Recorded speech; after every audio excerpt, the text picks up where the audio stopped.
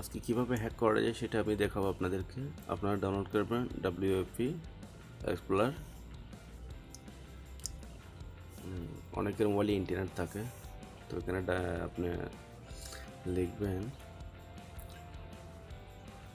192.168.1.1 charge করবেন।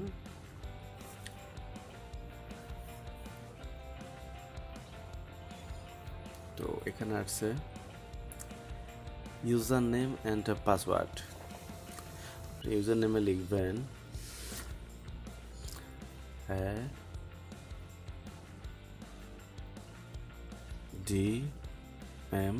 ADMIN admin. User নামে admin, পাসওয়ার্ডে লিখবেন admin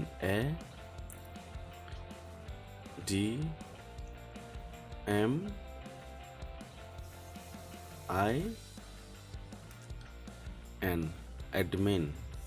user name, password admin. Log in করার পরে এই অপশনটা আসবে।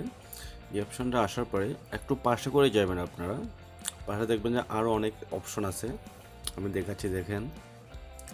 তো এখানে লেখা আছে